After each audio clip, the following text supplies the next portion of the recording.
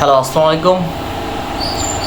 আজকের টপিক হচ্ছে ফাহমিদুল, বাংলাদেশ ফুটবলের ইয়ং ট্যালেন্টেড প্লেয়ার, যিনি ইউরোপের ইতালিয়ান লিগে খেলে থাকেন।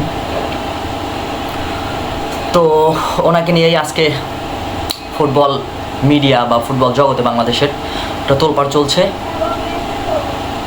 অত্যন্ত সম্ভাবনাময়ী প্লেয়ার একটা বাংলাদেশের জন্য। উনি বাংলাদেশের জন্য খেলার আগ্রহ প্রকাশ করেছে এবং বাংলাদেশ টিমেও জয়েন করেছে। আপনার সৌদি আরবের সাথে যে একটা প্রস্তুতি ম্যাচ ছিল, সেটা উনি অত্যন্ত দুর্দান্ত পারফরমেন্স করেছেন এবং হ্যাটট্রিকও করেছেন। তো ওনার কি একটা সিন্ডিকেটের শিকার হয়েছেন বাংলাদেশ ফুটবলে দেখেন। উনি ইউরোপিয়ান একটা লিগে খেলে, সেটা যে লিগেই হোক। তো সেই লিগের একটা ট্যালেন্টেড প্লেয়ার, বাংলাদেশ জাতীয় দলে তার অভিজ্ঞতা নেই, সেই জন্য তিনি ভারত ম্যাচের জন্য নির্বাচিত হননি। তো খুবই দুঃখজনক ব্যাপার বিষয়টা। সিন্ডিকেটের কি একটা মর্মান্তিক শিকার হয়েছেন তিনি। তো বাংলাদেশের ফুটবল দর্শকরা অত্যন্ত ক্ষুব্ধ হয়ে তার তীব্র নিন্দা জানাচ্ছেন। আমিও তার ব্যতিক্রম নয়, এই জন্যই এই মূলত ভিডিওটা করা।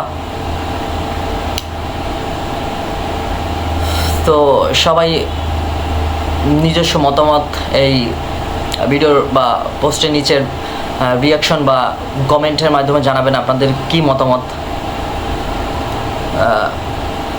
দেখা যাচ্ছে যে উনি খুবই দুর্দান্ত একজন প্লেয়ার, কিন্তু ওনার বয়স 18। কিন্তু একটু বিবেচনা করেন, লামিন ইয়ামাল, যিনি বার্সার হয়ে এখন মাঠ কাঁপাচ্ছেন, উনি কিন্তু 16 বছর বয়সী একটা প্লেয়ার।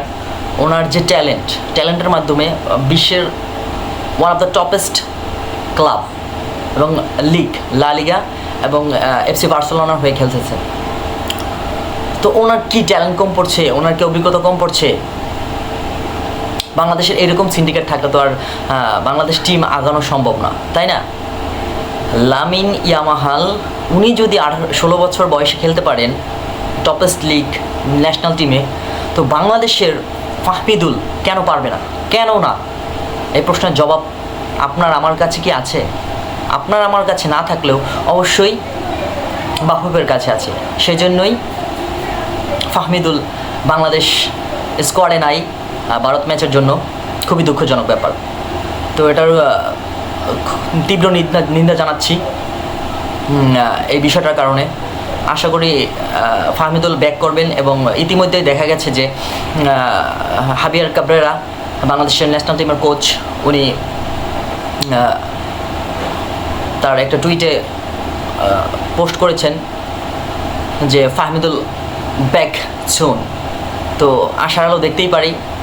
আশা করি উনি ব্যাক করবেন এবং বাংলাদেশের স্কোয়াডে অবশ্যই ইনক্লুড হবেন এবং তার দুর্দান্ত ট্যালেন্ট ভারত ম্যাচের সাথে প্রদর্শন করবেন, এই আশায় ব্যক্ত করি এবং ওনার জন্য দোয়া করি। আর খুবই সম্ভাবনাময়ী একজন প্লেয়ার। আশা করি এভাবে সিন্ডিকেটের শিকার হবেন না এবং কোনো অপ্রীতিকর ঘটনা ঘটবে না। দেখা গেছে এই যে হামজা চৌধুরী, ফাহমিদুল ইসলাম, আরও অনেক প্লেয়ার আসতেছে, আরও অনেক প্লেয়ারের সাথে বাফুফে যোগাযোগ করছে, কিন্তু এরকম সিন্ডিকেটের শিকার হলে অনেক প্লেয়ার আবার পরে আগ্রহ হারাবে বাংলাদেশের হয়ে খেলার জন্য। তো এত কিছু করার পরেও বাফুফে এটা অবশ্যই চিন্তা করবে এবং নেক্সট টাইম এরকম অপ্রীতিকর ঘটনা আর ঘটবে না আশা করি।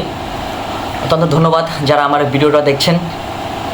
যারা পেজ থেকে দেখছেন, পেজ থেকে ফলো করে দিবেন এবং যারা ইউটিউব চ্যানেল থেকে দেখবেন অবশ্যই চ্যানেলটাকে সাবস্ক্রাইব করে সামনের দিকে এগিয়ে যাওয়ার জন্য অনুপ্রেরণা যোগাবেন। ধন্যবাদ। আসসালামু আলাইকুম।